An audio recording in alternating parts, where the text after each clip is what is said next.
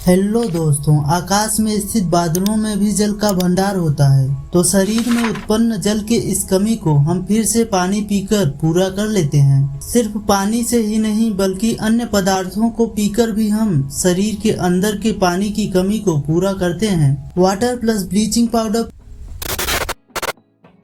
जल हमारे लिए कितना महत्वपूर्ण है, इस बात का अंदाजा आप इसी से लगा सकते हैं कि शरीर में लगभग 70% जल है और हमारे शरीर के भीतर होने वाली बहुत सी क्रियाएं इस जल के कारण ही संभव हो पाती हैं। तो शरीर के भीतर ये क्रियाएं ठीक से चलती रहें, इसके लिए हमें जल की पर्याप्त मात्रा लेनी चाहिए। हमारे शरीर से प्रतिदिन काफी मात्रा में जल निकल जाता है। अब कैसे निकलता है इतना तो आपको पता ही होगा, सोचिए।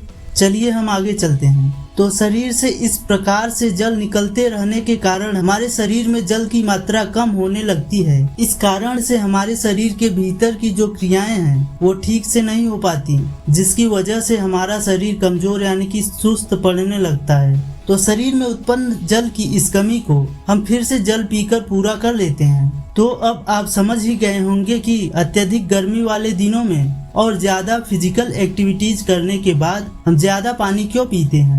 और सिर्फ पानी ही नहीं बल्कि अन्य पीने वाले पदार्थों को पीकर भी हम शरीर के अंदर के जल की कमी को पूरा करते हैं, जैसे कि दूध, मट्ठा, लस्सी, चाय, कॉफी, सूप, शरबत, फलों का रस इत्यादि। आइए जानते हैं कि जल के कौन कौन से स्रोत हैं। देखिए, जल के अलग अलग स्रोत हैं, जैसे कि पृथ्वी के सतह पर स्थित नदियां, झीलें और तालाबों आदि में जल भरा होता है। इसके अलावा समुद्र तथा महासागरों में तो जल का भंडार होता है। आकाश में स्थित बादलों में भी जल का भंडार होता है। यह जल हमें वर्षा, हिम और ओले आदि के रूप में प्राप्त होते हैं। अब आइए जान लेते हैं कि आखिर बादलों में यह जल आता कहां से है। आपने जल चक्र के बारे में तो सुना ही होगा। बादलों में पानी संघनन यानी कि कंडेंसेशन की प्रक्रिया से आता है। जब सूरज की गर्मी से धरती का पानी वाष्पित यानी कि इवेपोरेट होता है तो वह हवा में मिलकर ऊपर उठता है। ऊपर जाने के बाद ठंडी हवा के संपर्क में आने पर यह वाष्प संघनित होकर पानी की बूंदों में बदल जाते हैं, जो हमें बादल के रूप में दिखाई देते हैं। जल के इन स्रोतों के अतिरिक्त बहुत सारा जल हमारी पृथ्वी के सतह के भीतर भी है, जिसे भूमिगत जल कहते हैं। अब आप सोच रहे होंगे कि यह भूमिगत जल आता कहां से है। आइए जानते हैं। आप देखते होंगे जब बरसात होती है तो जो पानी पृथ्वी पर गिरता है उसमें से कुछ पानी तालाब, नदी, झीलों आदि में भर जाता है और कुछ पानी को जमीन अपने अंदर सोख लेता है। तो बाद में यही जल जो जमीन ने अपने अंदर शोषित किया था, यह पृथ्वी की विभिन्न सतहों जैसे कि रेत आदि से गुजरता है और इन्हीं सतहों से गुजरता हुआ जल छनता है, जिस वजह से पानी साफ दिखाई देता है। भूमिगत जल को निकालने के लिए पहले के जमाने में गहरे कुएं होते थे। इन कुओं में से यह जल रस्सी और बाल्टी आदि की सहायता से निकाला जाता था। बहुत सी जगहों पर वो कुएं आज भी देखने को मिलते हैं। वैसे मेरे घर भी एक कुआं था जिससे पानी निकाला जाता था और मैंने खुद भी कई बार उस कुएं से पानी निकाला था।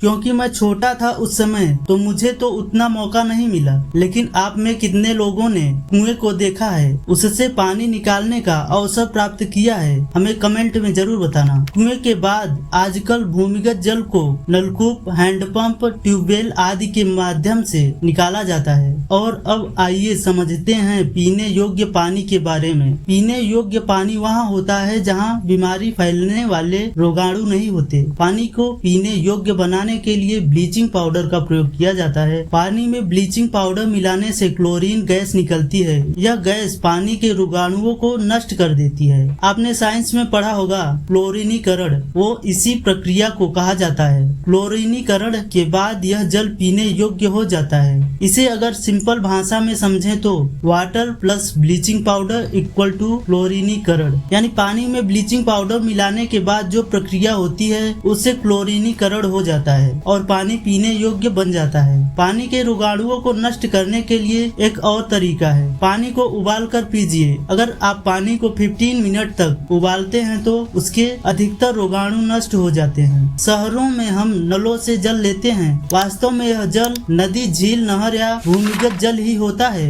जल को अलग अलग स्रोतों से लेकर पहले इन्हें अलग अलग तरीकों से शुद्ध किया जाता है। उसके बाद पीने योग्य इस जल को मोटे मोटे पाइपों पाइपों द्वारा अलग अलग क्षेत्रों तक पहुंचाया जाता है। इन क्षेत्रों में जल की बड़ी बड़ी टंकियां होती हैं, जहां इस जल को जमा किया जाता है। इन टंकियों में जमा किया गया जल उस क्षेत्रों में स्थित घरों में पतले पतले पाइपों द्वारा पहुंचाया जाता है। इन पाइपों में ही नल लगे होते हैं, जिन्हें खोलकर हम जब चाहे पानी प्राप्त कर सकते हैं। इन नलों से प्राप्त किया गया पानी छना हुआ तथा क्लोरीनीकृत होता है, मतलब ये पानी पीने योग्य होता है। लेकिन फिर भी बरसात के समय में हैजा पीलिया जैसी महामारियां फैली होने की दशा में इस पानी को भी उबालकर पीना ज्यादा बेहतर होगा। आज के लिए बस इतना ही। वीडियो को कीजिए लाइक, चैनल को कीजिए सब्सक्राइब। मिलते हैं अगले वीडियो में।